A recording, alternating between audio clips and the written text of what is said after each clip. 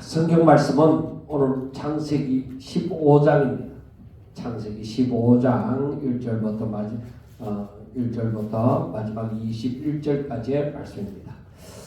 그런데 창세기 14장에서 보면은 그 북쪽에 그돌라오멜을 위시한 그 북쪽의 내왕과 남쪽의 다섯 왕이 싸움이 붙었습니다. 여기에 아브라함이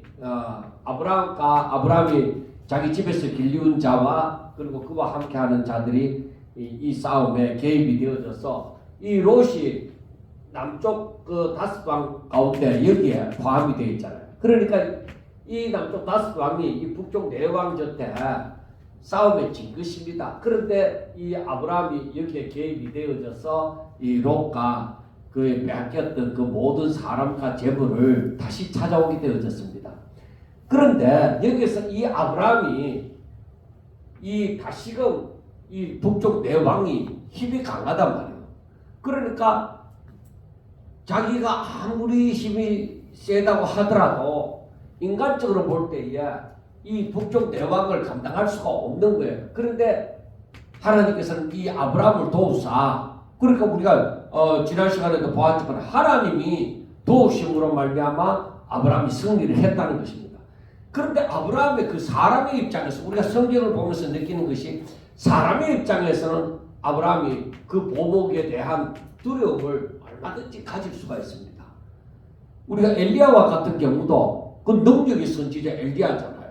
그런데 엘리야와 같은 경우도 바알과 아세라 그 신을 섬기는 그 선지자들을 이제 접수고, 또 하늘에서는 비가 내려오고, 이 모든 것이 하나님의 뜻 가운데 다 이루어졌다 이 말입니다.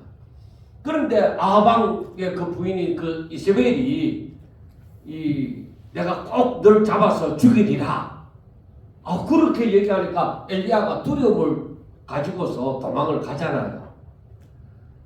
그래서 이 사람에게 닥치는 하나님의 능력이 임하였긴 하지만 사람으로서 이 갖는 두려움은 어찌할 수가 없습니다. 왜? 자신의 하나님이 도와주시기 때문에 이러한 일이 일어났지만 정말 하나님이 나를 지켜주지 않으면 나는 이 사람들에게 죽었다, 그렇게 느끼는 것이죠. 그러니까 오늘 1절 말씀 보면 이후에 하고 얘기합니다. 그 후는 바로 팔레스타인의 북쪽 왕들까지 싸워서 승리를 거둔 후에, 승리를 거두었는데 오히려 두려움은 찾아오는 거죠. 여호와의 말씀이 한삼 중에 아브라함에게 임하여 이르시되 아브라함아 두려워하지 말라. 그러니까 아브라함을 너무나도 잘 아시고 하시는 말씀이죠. 아브라함에게 야, 너 두려워하지 마라. 왜? 나는 너의 방패고 너의 지극히 큰 상급이니. 나는 너의 큰 방패다. 방패요, 지극히 큰 상급이다. 그러니까 결국에는 이 말은 나는 너를 지키는 자다, 너를 축복하는 자다, 그런 말씀이죠. 그러니까 방패라는 것은 내가 너를 보호한다 하는 그런 의미가 있는 것입니다. 그리고 여기에서 너의 지극히 큰 상급이라는 거예요. 그런데 아브라함이 이 전쟁에서 이기고 난 다음에 소돔왕이 그 사람만 돌려보내고 물건은 다 네가 취해라, 전리품 네가 다 취하라 하지만은 이 아브라함은 절대 그 하나님 이름이 더럽혀질까봐 오히려 소돔 왕이 내가 아브라함을 그 전리품을 다 주어서 그 부자 되게 만들었다, 그렇게 얘기할까봐 오히려 아브라함은 취하지 않았습니다. 그런데 하나님께서는 오히려 아브라함에게 다가와서 내가 너의 지극히 큰 상급이다, 그렇게 얘기하는 거죠. 그러니까 너가 세상에서 그런 거 취하지 않아도 내가 너의 상급이 되어준다 하시는 그 말씀입니다. 그래서 상급은 바로 우리 성도들의 상급도 마찬가지입니다. 하나님이 내 상급이다. 그래, 이 말씀을 가만히 생각해보면은 아브라함에게 나타나서 내가 너의 지극히 큰 상급이라 이렇게 얘기할 때는 우리는 뭐예요? 하나님이 나의 모든 것이 되신다. 내가 가지고 있는 돈이 나를 지키고 내가 가지고 있는 권력이 나를 지키고 하는 그게 아니라 하나님이 내 상급이 되어진다. 나의 모든 것이 되어진다 하는 믿음을 가질 수가 있는 것이죠. 그런데 여기에 대해서 이 2절을 보면 아브라함이 이르되 주 여호와여 무엇을 내게 주시려 하나이까? 내게 무엇을 주시려고 합니까? 그러니까 이것은 어떤 아브라함이 큰 어떤 부자가 되기를 바라서 그게 아닙니다. 지금 이 보복에 대한 두려움을 갖고 있습니다. 보복에 대한 두려움을 갖고 있는데 그 두려움의 반면에는 뭐 때문에 그러냐? 자기는 나이가 들어가죠. 그러니까 자신에게 자식이 없다. 그러니까 내 뒤를 이을 그런 후손이 없다는 것입니다. 그러니까 여기에서 이 아브라함의 이 질문을 하는 반면에 그 내면에는 이러한 부분이 있습니다. 주 여호와여 무엇을 내게 주시려 하나이까? 나는 자식이 없사오니 나의 상속자는 이 다메섹 사람 엘리에셀이니이다 하고 얘기를 합니다. 그런데 이 질문을 하는 그 아브라함의 심정은 원래 창세기 12장에서 볼 때에 아브라함이 떠났을 때에 뭐라고 말씀을 하느냐? 내가 너로 큰 민족을 이루게 하리라. 그렇게 말씀을 합니다. 그런데 큰 민족을 이루게 하리라는 것은 좋은데 자 군사들도 있습니다. 그런데 아브라함에게 없는 것인 거요. 자식이 없다 이 말이에요. 그 민족을 이룰 것인데 지금 얼마간의 시간이 지났는지 모르지만은 75세 이후로 75세에 떠났으니까 그 이후로 이만큼 부자가 되어지고 또 그 집에 길리우는 그 군사가 있고 할지라도 자식이 없는 거예요. 그러니까 아브라함은 늘 뭔가 허전함을 느끼고 부족함을 느끼는 것입니다. 그러니까 만약에 저들이 보복하려고 온다고 할지라도 자식이 없으므로 자신에게는 어떤 든든한 그 힘이 없습니다. 그런데 자식이 없을 그때에 하나님은 아브라함에게 나타나서 바로 내가 너 방패고 너의 지극히 큰 상급이라는 겁니다. 그러니까 어떤 의미에서는 이 자식이 너를 지키는 게 아니라 내가 너를 지킨다. 자식이 너를 마지막 때에 너가 늙어지면은 자식이 너를 공양하는 것이 아니라 살도록 만들어주는 것이 아니라 내가 너의 상급이야. 내가 너의 복이 되어진다. 그러니까 자식이 없는 그 사이에 하나님은 창세기 15장에서 이렇게 나타나서 말씀을 하는 거예요. 그리고 이걸 가만히 묵상하면서 생각해 보면은 하나님께서는 아브라함에게 자식이 있더라고. 자식을 의존하지 아니하고 오직 하나님만 바라보라는 그러한 메시지가 되어지기도 하구나 하는 것을 알 수가 있습니다. 그런데 아브라함의 생각에는 이미 아마 사라하고 많은 얘기를 했을 것입니다. 자, 우리가 자식이 없는데 우리 상속자는 누구를 삼을 것이냐 했을 때에 바로 여기에서 말하는 것처럼 나는 자식이 없으니까 나의 상속자는 이 다메섹 사람 엘리에셀입니다 하고 얘기를 하는 거예요. 그러니까 그 당시에 사회에서는 어떤 일이 있느냐면은 바로 자식이 없을 경우에는 그 집의 종이 상속자가 되어지는 것입니다. 그러니까 어떤 아브라함이 억지로 그 엘리에셀을 자기의 상속자로 삼는 것이 아니라 당연히 자식이 없을 때는 바로 자기 집에서 길리우고 주인이 인정하는 사람이 상속자가 될 것입니다 하고 얘기를 합니다.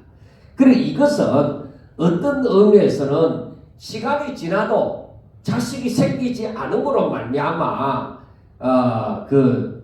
이 아브라함에게 당연히 생기는 생각이었을 것입니다. 그러니까 하나님 앞에 그렇게 말을 하니까 하나님께서 참 아브라함이 또 다른 말이 이어서 하는 말이 3절에서는 아브라함이 또 이르되 주께서 내게 씨를 주시지 아니하셨사니 내 집에서 길리운 자가 내 상속자가 될 것입니다. 그러니까 이 인간적인 관점에서 보면은 얼마든지 시간이 지나면서 아브라함과 사라 사이에 가능성이 점점 아이를 낳을 수 있는 가능성이 점점 희박해져 가는 것입니다. 완전히 이때는 사라가 완전히 반사라는 입장이라기보다는 점점 가능성이 양 없어져 가는 희미하게 되어져 가는 그러한 상태라고 보면 될 것입니다. 그러니까 상속자를 엘리에셀로 생각하게 되어졌던 것입니다.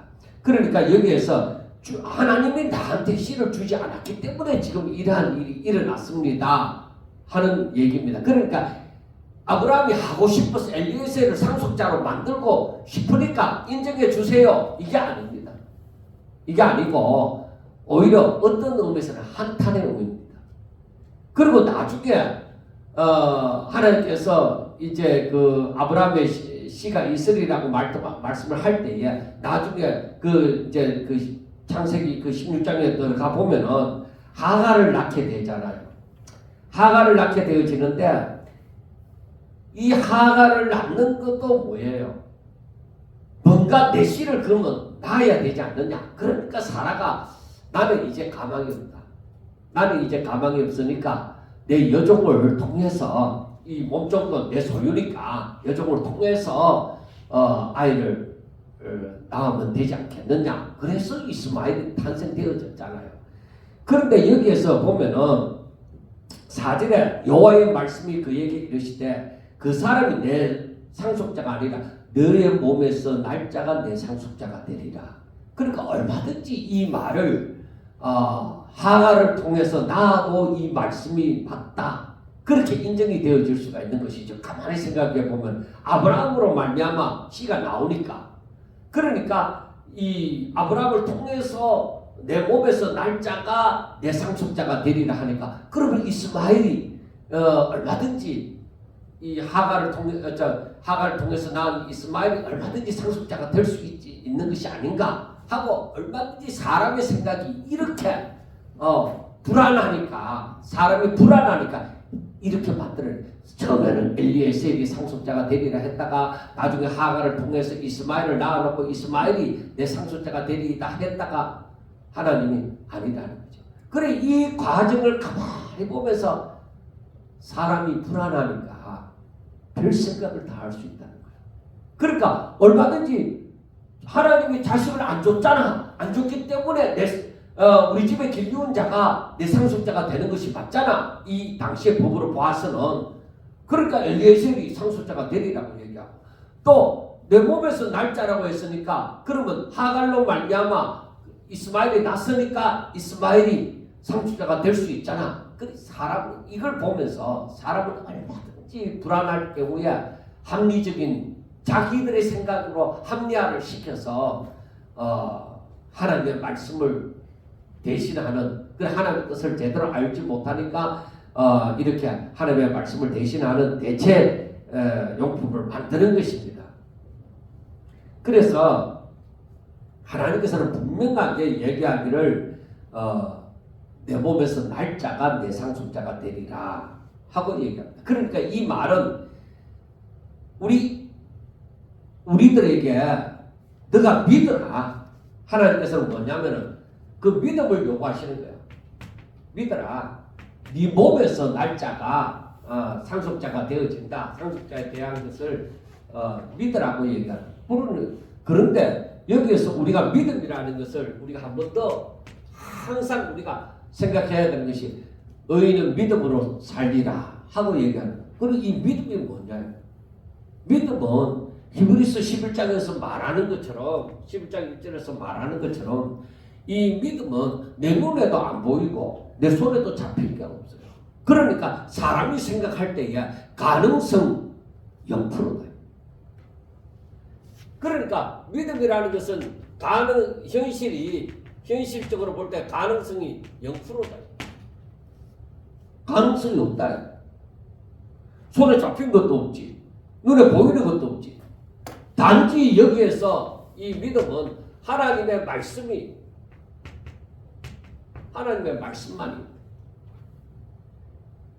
그러니까 이 하나님의 말씀만, 내 가능성이 하나도 보이지 않더라도 하나님의 말씀만 믿는 것이 이게 믿음이다. 그런데 우리는, 사람은 뭐라고 얘기해요? 자꾸 뭔가 가능성을 보여달라고. 가능성을 보여달라고 하죠. 그래서 우리가 엘리야가 비가 오도록 이제 기도할 때에, 그때에 자기 종을 보내갖고 저에 가보라고 했을 때에 그 먼 하늘을 바라봤을 때 아무것도 안 보였는데, 그 다음에 7번까지 그리 하라 이랬을 때 손바닥만한 구름을 보았다는 거야. 그런데 이 엘리야가 그 손바닥만한 구름을 보고서 비가 올 것을 믿었을까? 아니면 엘리야에게는 이미 믿음이 있었는데 시작이 이제 증거로 이제 그 믿음의 증거가 나타나는 것을 손바닥만한 구름을 보고 그 믿음의 증거로 삼았을까? 우리가 그거 생각해 볼 만합니다. 엘리야는 이미 믿었어요. 믿었기 때문에 아합에게도 그렇게 선포를 한 거예요. 그러니까 가능성은 하나님이 말씀하는 말씀에 대한 우리 보고 믿으라 할 때 가능성은 0%예요. 그러니까 하늘에 아무런 구름도 없다. 가능성이 0%인데 오직 거기에는 하나님의 말씀이 있고 흑암 가운데 하나님의 신이만이 운행하고 계시는 거예요. 하나님의 말씀, 아무 증거 안 보여도 하나님의 말씀만이 내게 있다. 하나님의 말씀이 내게 살았느냐? 그러면 된다. 내 눈에 안 보여도 되고 손에 안 잡혀도 되고 나는 하나님이 하라는 대로 하면 된다. 이게 바로 뭐냐? 종이라는 거. 내 뜻, 내 의지, 내 생각, 하나님이 이건 안 될 것 같습니다. 그런 거 아니에요. 나는 오로지 하나님의 뜻대로, 하나님의 하라는 대로 하면 된다. 그게 둘로서 종이다. 우리는 종의 입장으로서 그 길을 걸어가면 되는 거예요. 그래서 하나님께서 그를 이끌고 밖으로 나가 이르시되 하늘을 우러러 나가서 무뼈를 셀 수 있나 봐라. 자, 하나님께서 보여주시는 것은, 아브라함에게 보여주시는 것은 뭐예요? 하늘에 있는 별이에요. 별. 그 어마어마한 그 별들, 그 별을 셀 수 있는가 보라 하고 얘기합니다. 그리고 뭐라고 말씀하느냐? 아브라함에게 뭐라고 얘기하느냐? 이게 바로 내 자손이 이와 같이 많으리라고 얘기합니다. 내 자손이 이와 같이 많을 것이라고 얘기합니다. 아니, 이게 가능성이 있느냐 이거예요. 지금 아들 하나 없는데 이게 가능성이 있느냐? 가능성이 전혀 보이지 않습니다. 지금 살아도 거의 단산 한 그 지경에 창세기 16장으로 넘어가 보면은 거의 단산 가까운 그 지경에 이르렀는데, 그래서 어쩔 수 없이 하가를 통해서 아이를 낳고자 했는데 가능성은 완전히 0%야. 그런데 하나님께서 말씀하시는 것은, 야, 저 하늘의 별을 세봐라. 네 셀 수 있겠나? 못 세. 그래? 네 자손이 이와 같으리라. 그러면은 진짜 아브라함이 이걸 온전히 믿었을까? 이 상태의 아브라함의 믿음, 이 상태에서 아브라함의 믿음은 어느 정도였을까요?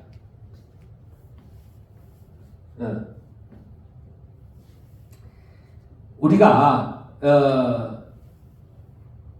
아브라함은 하나님의 말씀이니까 아멘 하지만은 뭐요? 내가 믿고 싶은 거요. 믿고 싶은데 창세기 16장이나 그 17장을 생각해 볼 때에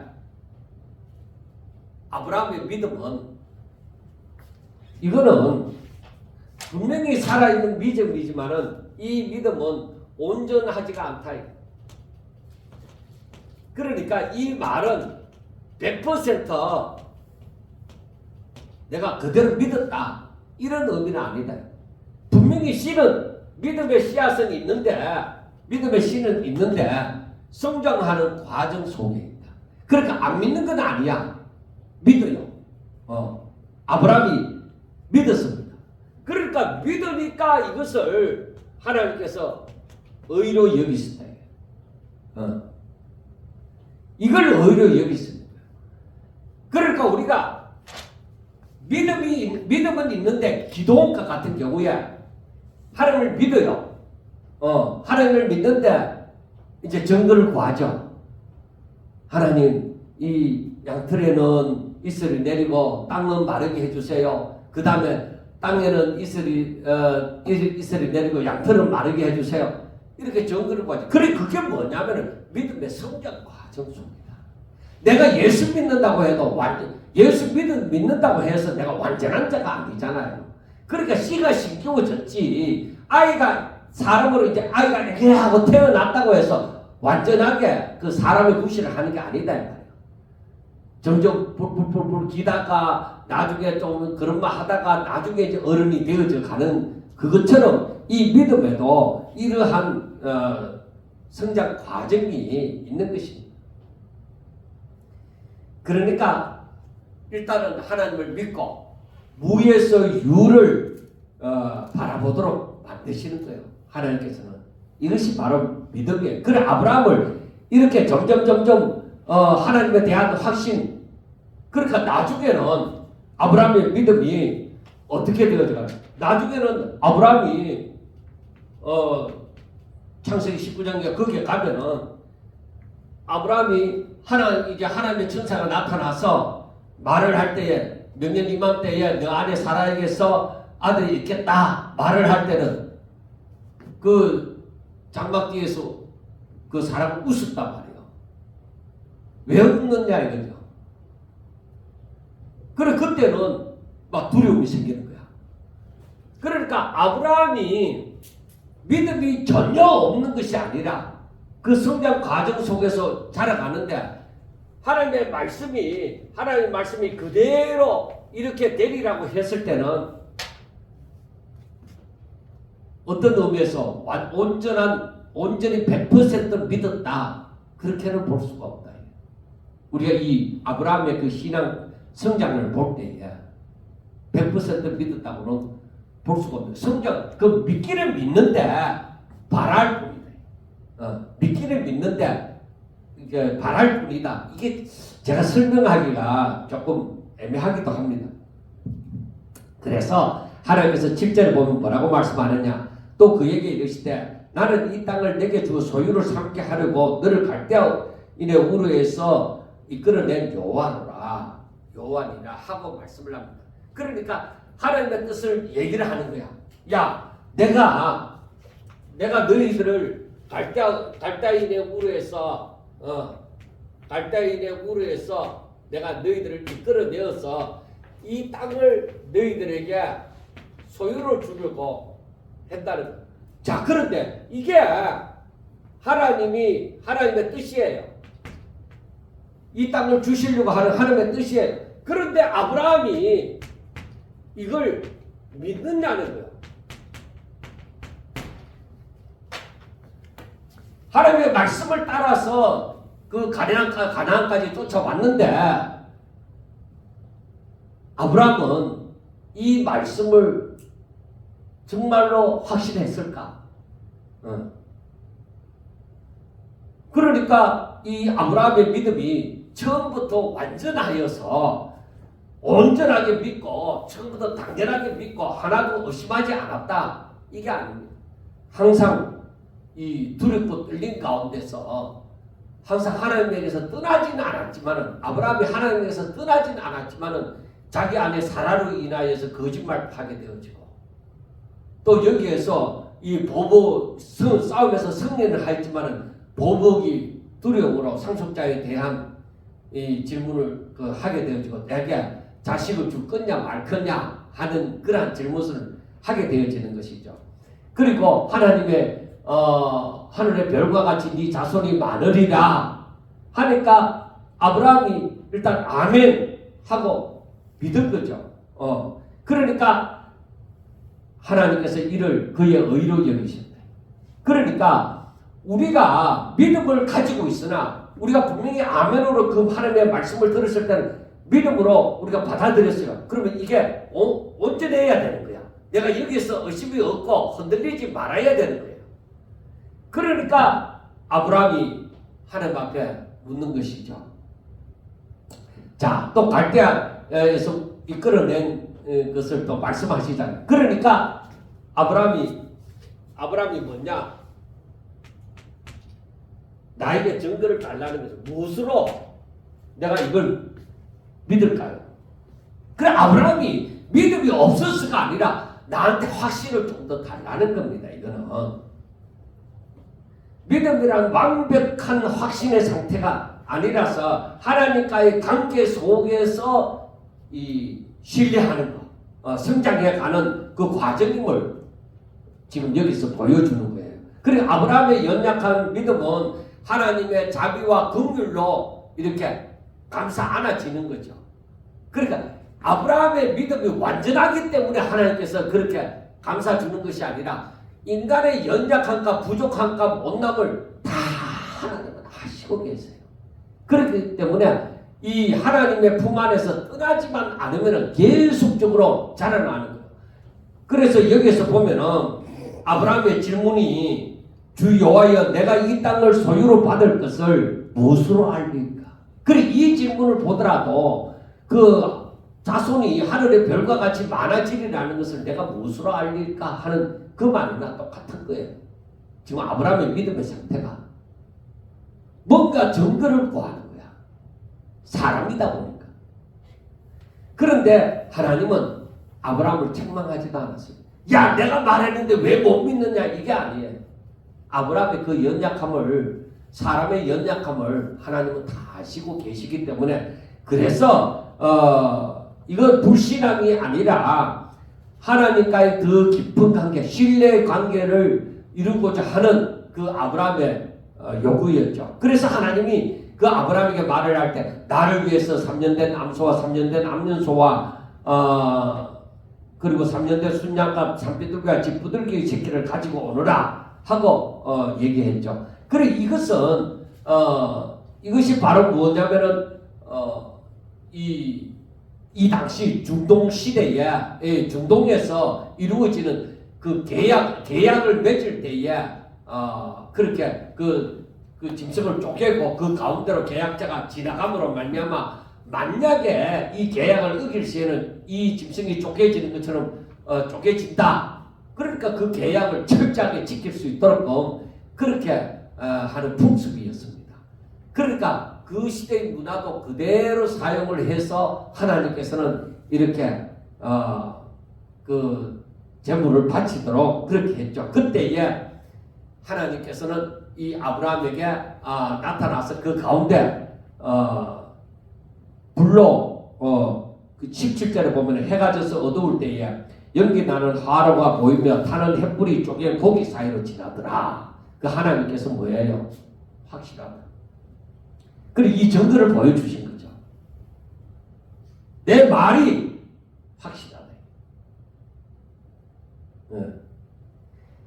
그래서 해질 때에 아브라함의 12절을 보면 해질 때 아브라함에게 깊은 잠이 임하고 큰 흑암과 두려움이 그에게 임하였더니 하고 얘기를 합니다. 큰 흑암과 그 두려움이 그에게 임하였더니 그러니까 하나님의 임재와 그 언약의 그 무거움 그러니까 중요성이 그만큼 중요하다는 것을 얘기를 해줍니다. 그래서 하시는 말씀이 너는 반드시 알라. 이 하나님의 임재 가운데 하나님의 음성이 뭐라고 하느냐 너는 반드시 알라. 내 자손이 이방에서 계기되어 그들을 섬기겠고 첫째 이방에서 계기된다는 것이죠. 분명히 땅을 약속했는데 이방에서 계기되어져서 그들을 섬기겠고 그리고 그들은 400년 동안 내 자손을 괴롭힐 것이다. 너는 너희 후손들이 객이 되어져서 400년 동안 괴롭힘을 당할 것이다 하는 것이죠. 그리고 그들이 섬기는 나라를 내가 징벌한다. 그들이 섬기는 나라를 내가 징벌한다는 것이죠. 그러니까 이스라엘이 힘이 세져서 그 출애굽하는 것이 아니라 여기에서 말씀하시면 내가 징벌한다는 거죠. 하나님이 징벌함으로 그들이 출애굽한다는 것입니다. 그 후에 내 자손이 큰 재물을 이끌고 나오리라 하고 말씀을 합니다. 그러니까 이 모든 것은 누가 하는 거예요? 하나님이 하시는 거예요. 그러니까 우리가 오늘날 살아갈 때 내가 무엇을 한다고 생각하면 안 돼요. 바로 하나님의 계획은 하나님의 계획하심은 하나님의 열심으로 하나님이 이루신다는 겁니다. 내가 뭘 하는 거 아니에요. 내가 사명을 받았다고 내가 뭘 한다 아니에요. 아까도 말씀을 했지만 종의 입장에서 우리는 순종하여 따르는 것이지 그 일은 누가 이루시는가? 하나님의 열심으로 하나님의 능력으로 모든 것을 감당하는 것입니다. 내가 열심히 노력해서 돈 많이 벌어서 근력을 가지고 아니에요. 그거는 바리새인과 같을 수가 있습니다. 오히려 우리는 하나님의 말씀을 믿고 순종하고 그대로 따라 행함으로 나는 내 힘으로서가 아니라 오로지 하나님의 능력으로 하나님의 열심으로 이 모든 일이 이루어지리라는 것입니다. 그러니까 우리들에게 필요한 것은 순종입니다. 단순하게 순종입니다. 그래서 여기서 보면은 그들이 섬기는 나라를 내가 징벌하고 그 후에 내 자손이 큰 재물을 이끌고 나오리라는 것을 확실하게 말씀을 합니다. 자, 그래서 15절을 보면은 너는 장수하다가 평안히 조상에게로 돌아가 장사될 것이요 내 자손은 4대 만에 즉 400년 동안 섬기다가 4대 만에 이 땅으로 돌아올 것이다. 이는 아모리 족속의 제약이 아직 가득 차지 아니함이니라 하시더니 해가 져서 어두울 때에 연기 나는 하루가 보이며 타는 해 불이 쪼개 고기 사이로 지나더라. 그러니까 이 약속의 확실함을 보여주신 것이죠. 자, 4대 만에 돌아온다. 4대 만에 돌아오고 그 이유가 그 4대 동안에 이 아모리 족속들의 제약이 가득 찰 것이다 하는 것입니다. 지금 당장 너에게 주지 못하는 것은 이들의 심판받을 만큼 바로 제약이 가득 차지 않았기 때문이다. 그래서 우리가 이걸 보면서 하나님의 승리는 분명히 하나님의 공의에 하나도 어긋남이 없이 행하여질 것이다 하는 것입니다. 우리 사람도 지금 오전에 탕자의 비유에서도 보았지만은 하나님께서 우리들이 망할 때까지 깨닫지 못하면은 결국에는 뭐요? 우리의 제약이 점점 더 쌓여져 가는 거예요. 언젠가는 하나님께서 우리가 두 손 번쩍 들도록 만들어버리는 거예요. 제약이, 내 안에 제약이 간영하면 하나님께서 분명히 징계를 할 것이다. 여기 마찬가지잖아요. 이 사람들이 돌아오느냐? 돌아오지 않습니다. 절대적으로 돌아오지 않습니다. 그리고 여호수아가 갔을 때 돌아온 기본 족속들은 뭐야? 하나님이 두려워서 그 여호수아에게로 나온 기본 족속들은 살잖아요. 그리고 그 돌아온 자손을 괴롭힌 죽인 사울과 그의 집안은 뭐예요? 오히려 그 형벌을 받잖아요. 그러니까 하나님께로 돌아온다는 것은 이건 너무나 큰 힘이에요. 큰 은혜고. 우리 마음이 하나님께로 향한다는 거, 우리가 하나님의 말씀을 붙들고 나아간다는 거, 이것은 오직 하나님의 은혜입니다. 우리 노력이 아닙니다. 이건 하나님의 은혜가 임하여서 나를 복되게 하고자 한 것입니다. 그러니까 돌아오니까 뭐요? 돌아오니까 좋은 옷으로 입히고 손에 가락지를 끼우고 발에는 신을 신기우고 그리고 잔치를 베풀고 이게 바로 회복이잖아요. 탕자가 아들로 다시 회복하는 그 모습이잖아요. 그러니까 우리가 오늘 또 이 말씀을 보면서 이들이 이들이 4대 만에 돌아오게 되어지는데 바로 그 4대 동안에 이 아모르 족속의 제약은 더욱더 커지리라. 아모리 족속들이 더 죄를 범하리라 하는 것을 알 수가 있습니다. 그래서 하나님께서는 모세나 여호수아를 통해서 하시는 말씀이 너희들이 그 땅에 들어가면 그들과 혼인도 하지 마라. 어떤 통혼도 하지 말고 그들이 섬기는 우상 섬기지 말고 그들을 본받지 말고 그들과 어떤 계약도 하지 마라. 왜? 저들은 악이 가득 찬 거예요. 그리고 이 말씀을 보면서 앞으로 아모리 족속이 어떻게 되리라는 것을 우리는 알 수가 있는 거예요. 이와 마찬가지로 우리 주님 재림하시는 때가 되어져 가면은 세상의 제약이 점점 사라지겠습니까? 아니요, 제약이 가능합니다. 하나님의 심판이 임하는데, 완전히 멸하시는 심판이 임하는데, 그때에 이 땅에 제약이 가득할 것이다. 그래서 가면 갈수록 우리는 더욱더 구별된 삶을 살려고 노력을 해야 되는 거예요. 세상과 짜가는 삶을 살면 안 돼요. 세상을 사랑하고서는 절대로 그 제약에서 벗어날 수가 없어요. 세상을 사랑하고서는. 그래서 우리 마음이 더욱더 하나님을 믿으면 믿을수록 더욱더 하나님의 나라의 소망을 가지고 하나님 뜻대로 살려고 하는 그 마음이 생겨나야 되는 거예요. 오히려 될 대로 되라. 아무 생각 없이 믿는 거 절대 그런 거 아닙니다. 주님 재림하시는 때가 다가가면은 세상은 더욱더 악으로 가득 찹니다. 그래서 하나님이 심판하시는 거예요. 그래서 우리는 그때가 이 마음을 알 때에 정신 차려서 오히려 구별된 삶을 살려고 하고 더욱더 하나님의 뜻대로 살려고 하고 하나님의 사람으로 살려고 하고 하늘나라를 소망하며 살려고 하고 그래서 골로새서 3장에서 말씀하는 것이 너희가 새로운 구원을 예수 그리스도로 말미암아 구원함을 받았느냐 이거예요. 그러면은 이 땅의 것 구하지 마라. 하늘의 것을 구해라. 그렇게 말씀하는 거예요. 그러니까 우리 마음에 자꾸만 내게서 생겨지는 마음이 새로운 마음들이 신령한 것을 구하고자 하는 마음이에요. 하나님과 아름다운 관계를 누리며 하나님의 뜻대로 살고자 하는 그 마음이에요. 세상의 것을 내가 붙들고 사는 그런 게 아니에요. 그러니까 우리 자신들의 마음의 변화도 우리가 살펴보셔야 됩니다. 이것을 보면서 자, 그래서 18절에 보면 그날에 여호와께서 아브라함과 더불어 언약을 세워 이르시되 내가 이 땅을 애굽 땅에서부터 금강 유브라 때까지 내 자손에게 주니니 하고 말씀을 합니다. 그러니까 그 영역까지도 다 말씀하여 주시는 거예요.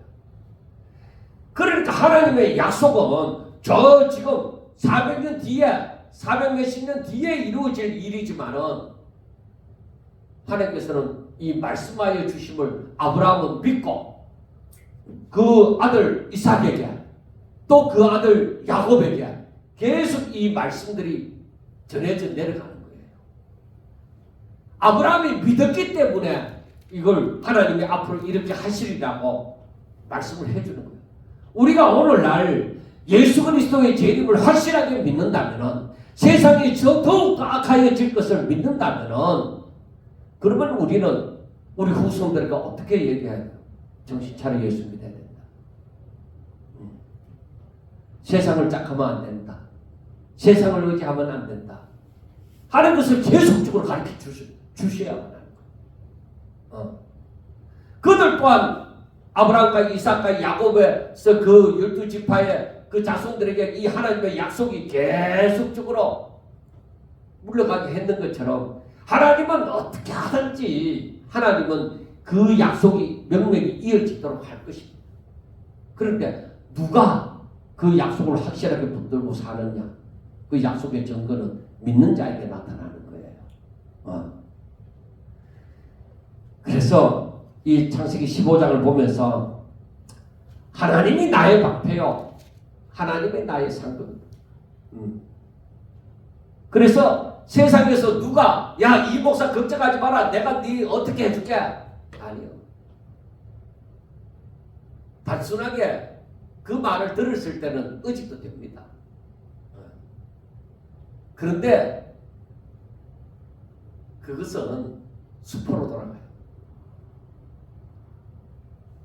제가 그런 일을 선교사로 나갈 때 한번 그런 일을 만나봤는데 결국에는 그 사람의 말을 의지해서는 안 되는 거예요. 그거는 수포로 돌아가 버리고 오로지 살아계신 하나님께서 나를 그 하나님의 승리 가운데 인도하시는 그것만이 남아요. 여러분 정말 이 땅에서 살아갈 때에 우리를 미혹하는 것들이 너무 많습니다. 하나님을 의지하지 아니하고 사람을 의지하거나 돈을 의지하고 명예를 의지하고 권력을 의지하고 눈에 보이는 것을 의지하도록 만드는 그런 미혹들이 참 많습니다. 그러나 우리는 정신 차려서 알아야 되는 것은 하나님이 나의 방패다. 하나님이 나의 상급이다. 그러므로 하나님의 임재를 느끼면서 살아갈 때에 내 방패가 여기에 있고 내 상급이 여기에 있다. 내가 무엇을 더 바라겠느냐 하는 믿음으로 나아갈 때에 분명히 그 믿음의 열매를 우리 눈으로 목도하면서 살아가는 날이 있으리라 믿습니다. 기도드리겠습니다. 하나님 아버지, 믿음이 연약한 아브라함에게 여러모로 하나님께서 역사해 주셔서 그를 이끄시고 결국에는 하나님의 뜻대로 믿음의 조상으로 삼아주신 것을 저희들이 믿습니다. 하나님, 저희들도 연약하고 부족하지만은 아버지여, 저희들이 버려야 될 것을 버리게 해주시고 오직 하나님의 약속의 말씀만을 믿고 하나님이 나의 방패요 하나님이 나의 지극히 큰 상급인 줄 알고 오직 하나님만 바라보며 살아갈 수 있도록, 그래서 믿음으로만 살아갈 수 있도록 주여 축복하여 주시옵소서. 이 믿음의 결국을 우리 눈으로 목도하면서 사람들에게 전가할 수 있도록 하나님께서 축복하여 주시옵소서. 예수님 이름으로 감사하며 기도드리옵나이다. 아멘.